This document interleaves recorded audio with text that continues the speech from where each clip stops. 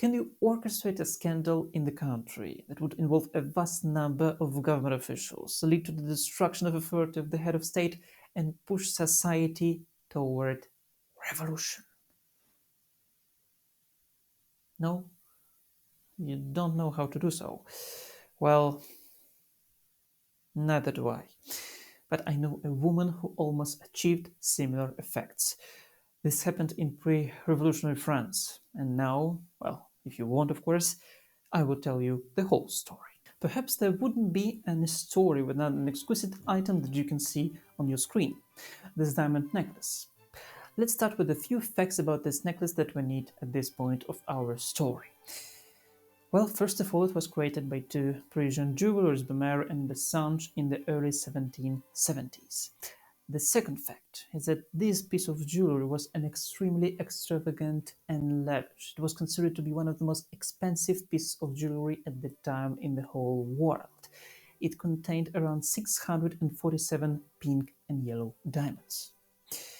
And the third, maybe the most important fact, is that the necklace was commissioned by the King of France, Louis XV, and intended for his mistress, Madame du Barry.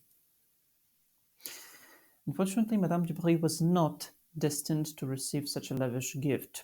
Louis XV died suddenly before he could give it to her. Madame du Barry was banished from court, and Parisian jewelers needed to look for another possible candidate. And once upon a time, they found the appropriate one. That was the Queen of France, Marie Antoinette. The Queen was known for her love of high-value jewelry. She had an impressive collection of bracelets, earrings, and necklaces. The king himself considered presenting the necklace to the Queen, but she proclaimed that we need more need of 74 instead of necklaces. The jewelers were advised to break the necklace up and sell the separate stones. But nevertheless, this is not how the story ended. The necklace would still play a crucial role in the history of French monarchy.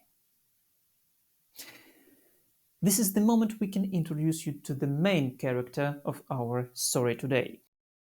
Her name is Jeanne de la Motte. Madame de la Motte descended from a modest family. However, it's believed that her ancestors belonged to the royal lineage of the Valois dynasty. At the age of 24, she married Nicolas de la Motte, and after the marriage, she would always introduce herself as Comtesse de la Motte Valois as a symbol of her noble descent.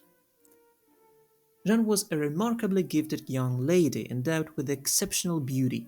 Her noble lineage and beauty would undoubtedly work in her favor during her first introduction to former ambassador in Vienna, Cardinal de Rohan.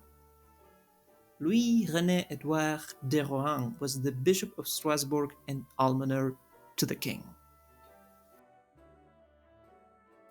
Despite being in the French court and a part of French high society at that time, he had one major problem he was unable to solve. He had an extremely chill relationship with Queen Marie Antoinette. Just to be more precise, there were no relationships at all. Initially, during his performance of duties as the ambassador in Vienna, Empress Maria Theresa, the mother of Queen Marie Antoinette, harbored ill feelings towards him. To her daughter, she described the cardinal as an unreliable, frivolous person lacking morals. The queen never contacted the cardinal and preferred to keep him far from the royal family. If de Rohan had managed to gain her favor, it might have enabled him to regain influence at court and enter the government. He understood that perfectly, and so did the main character of our story. Aware of the state of affairs in his relationship with the Queen de la Motte, thanks to her noble descent, managed to persuade him that she was Marie Antoinette's close confidant, and that she could help him regain the Queen's goodwill. She suggested initiating correspondence with de la Motte, passing on letters directly to the Queen. Most likely, such a scheme would have quickly fallen apart if the cardinal hadn't started receiving letters in response. They were signed Queen, but the author of these letters was none other than one of Madame de la Motte's lovers, a procurer and forger named Rétaux de Villette. The more letters they exchanged, the more desirable their meeting in person became for Rohan. As you might have already guessed, de la Motte was asked to arrange such a meeting. She turned out to be quite prepared for it. A late rendezvous in the gardens of the Palace of Versailles was arranged, and the cardinal finally saw the queen. Well, the fact is that that was not a queen, it was a Parisian prostitute Nicole Le Guy d'Oliva, who bore a remarkable resemblance to Marie Antoinette. As I mentioned, the meeting took place at night, so the cardinal had no chance to recognize the woman. The meeting was very short. The woman gave him a rose as a symbol that the past controversies were forgotten. By that time, Madame de la Motte knew everything about the diamond necklace, including its entire history. But most importantly, she knew the price. She became obsessed with the idea of obtaining it, and after the rendezvous, the Derahan received a letter from the queen. The letter conveyed the queen's strong desire for a specific diamond necklace which, due to the dire financial situation, she could not afford. The author instructed the cardinal to buy the necklace on her behalf and give it to Madame de la Motte. The letter was signed Marie Antoinette de France, a way the Queen had never signed her letters. This was clear evidence that it was a forgery, but unfortunately, de Rohan didn't pay attention to that. The price of the necklace was so exorbitant that the cardinal couldn't buy it at once. There were 3 more payments to make. According to the letter, the necklace was passed on to Madame de la Motte. The diamonds were removed, and de la Motte's husband, Nicolas, began successfully selling them off in London to avoid any suspicions. When was the theft discovered? Well, not immediately. It came to light only when the jewelers didn't receive the next payment. When they started demanding money, inundating the Queen and her closest confidants with letters, the Queen herself was informed about the situation. Quite soon, the entire history became a matter of public domain. As a result, the cardinal was invited to Versailles for explanations and eventually arrested. La Motte, her lover forger, the prostitute actress, and other persons involved in the affair were also arrested, except for her husband, who had no intention of returning to France with the money from selling the diamonds. There was a long trial involving the cardinal, and the public wanted to ascertain whether Rohan became a victim of circumstances or was he indeed the author of the scheme.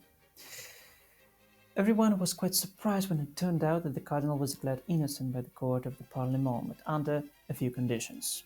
He needed to make a large donation to charity organizations and leave Paris.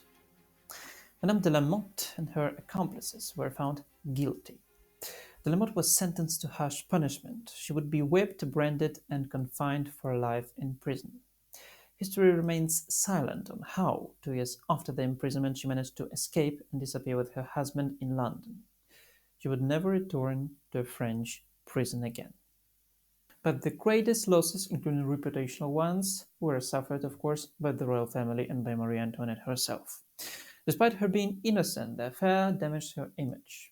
By that time, she had already been accused of living an unbelievably extravagant lifestyle at the expense of the state, not to mention the fact that she was originally Austrian.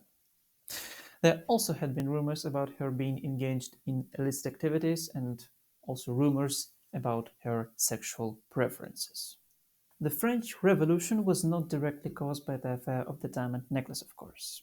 There were other very important aspects that played crucial roles in the abolition of monarchy in France. Nevertheless, quite soon after the affair of the diamond necklace, it would be quite obvious to everyone that the Ancien Régime in France was destined to fall.